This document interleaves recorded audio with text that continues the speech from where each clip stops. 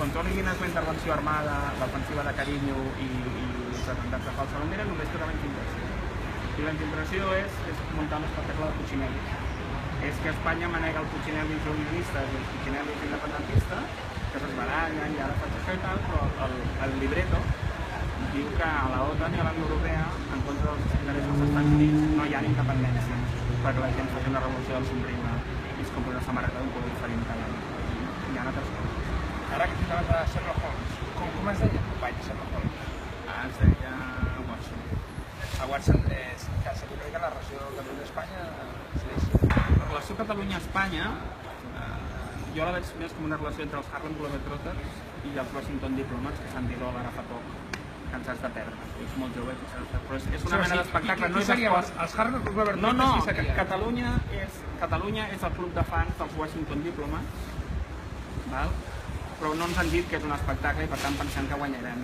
I la independència hi ha vegades que ens hi acostem molt, ens hi tornem a allunyar, hi ha 18 mesos de desconnexió, tot això és un plantejament perquè no el tinguem i la gent no s'alci contra els polítics que no ens hi porten. Aquí hi ha un doble objectiu, que no siguem independents i que sembli un accident, perquè els milions de persones que estan per la independència i que es manifesten i a vegades van cada cap de setmana ja amb l'ANC demanant no sé què, si sapiguessin que ens han estat prenent el pèl fa 6 anys i que es tracta de fer veure que ho tindrem però no ho tindrem, aquesta gent podria cremar coses.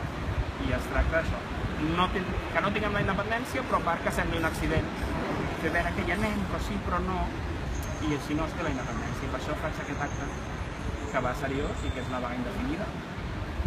Però sí, sense menjar res? Sí, això són les vagues. Però ni una oliva, res? Ni un rosco no em menjaré, avui començo, avui presento. No menjaré ni una oliva ni un rosco. Digue'm, abans però t'has fotut fins a dalt, no? Vas amb reserves ja. Fins a dalt, home, jo vaig amb reserves però acumulades de fa temps. Però és una cosa que penso que s'ha de fer. Ja, ara, si em permets tocar-me seriós, no hi ha cap causa al món que es pugui aconseguir, no hi ha cap país que pugui ser lliure si no hi ha almenys una persona que està disposada a morir per la llibertat del país. Això no vol dir ni que em faci il·lusió ni que hi arribarem.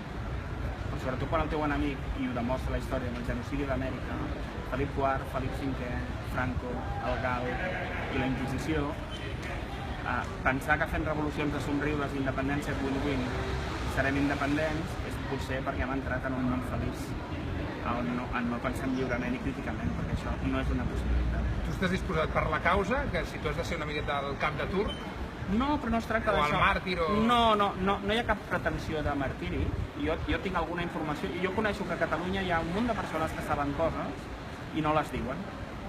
És a dir, la meva campanya no només va a les 72 persones que estan al Parlament de Catalunya, que l'única notícia a Catalunya no seria que l'Empar Moliner crema la Constitució o que xiulen el rei o que el Constitucional diu no sé què.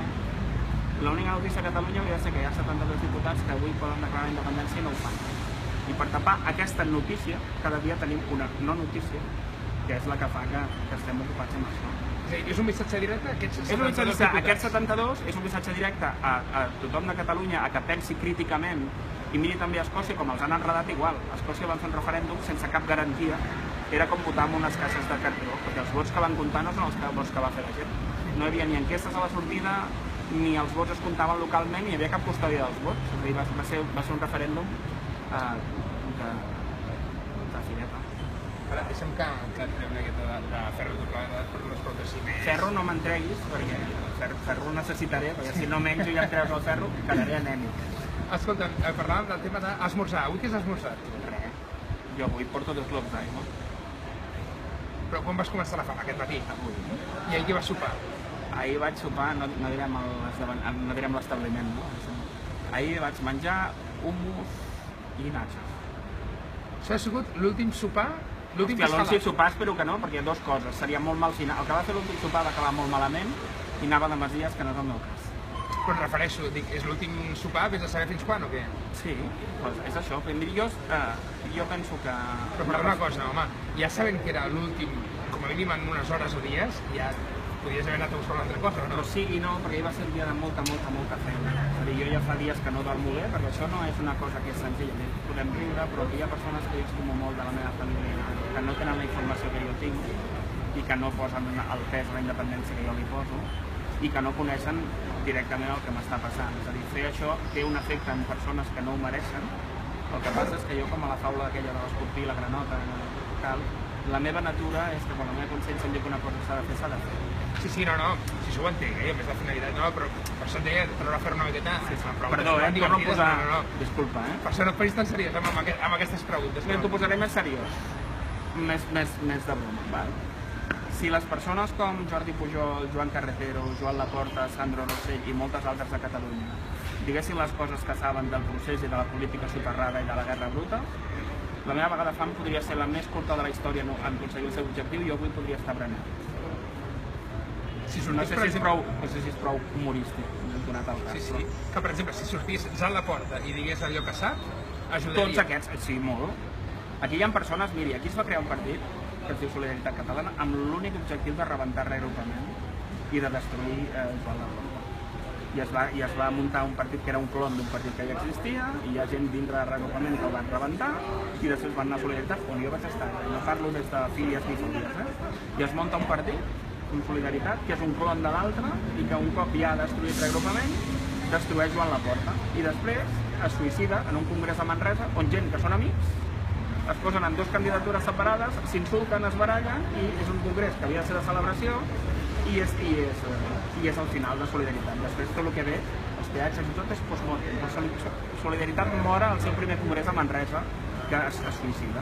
Però quin missatge li envia, per exemple, al català que no està fotut al món de la política? Al català que no està al món de la política li demano que pensi críticament i que entengui que com ens poden portar a la independència uns partits i uns líders que quan havien de fer un referèndum i tenien majoria per guanyar-lo fan una costellada, una pregunta doble i trampa, i quan tenen 72 diputats al Parlament no la declaren. O sigui, si nosaltres sortim 2 milions de catalans cada any i 2 milions de catalans per l'11 de setembre només valen una enquesta i no declaren la independència amb 72 diputats, quants trilions de catalans s'haurien de manifestar perquè tinguéssim un referèndum o declaressin la independència?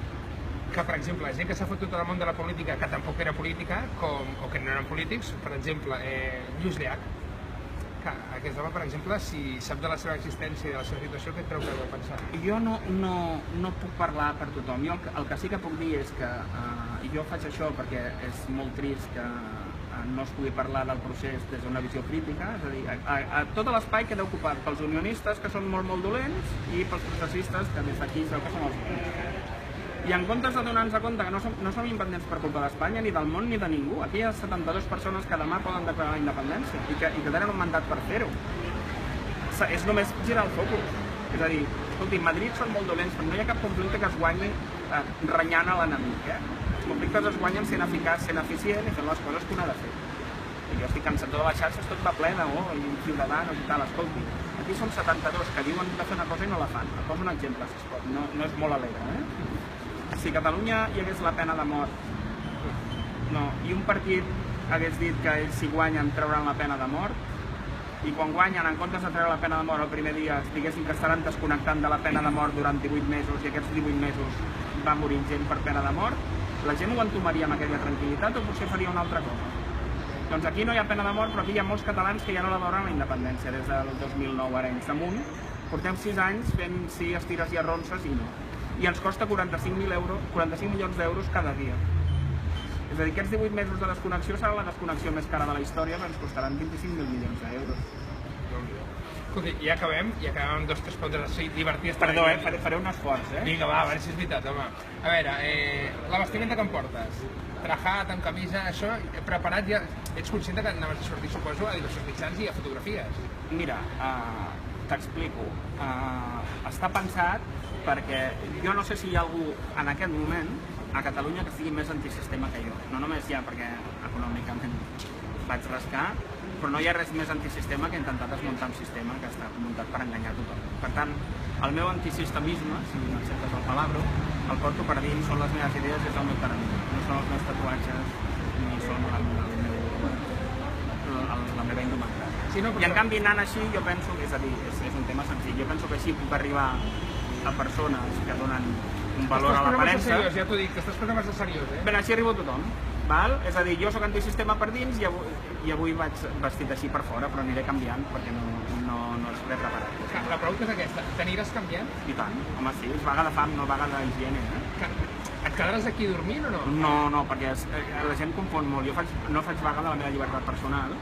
Si algú vol posar primer ho veurà a la meva cara, perquè estaré més xupat, i si algú vol que faci una anàlisi de fam. Jo faig vaga de fam, però no de la meva llibertat. Vius aquí a la vora, per això no? Jo visc lluny. No, però jo aquí vull era presentar-ho, que ja ho explico en la convocatòria. El vull presentar-me aquí, però la meva idea és fer-ho itinerant. Davant de les... No, la meva idea és estar davant del Parlament, davant de plaça Sant Jaume, davant de la seu de Convergència, davant de la seu d'Esquerra, davant de la seu de la CUP i davant de la seu de l'Assemblea Nacional. Això comença avui són els actors principals. Això comença avui aquí. I demà com entenem? Demà estaré davant del Parlament. Com et dius, perdó?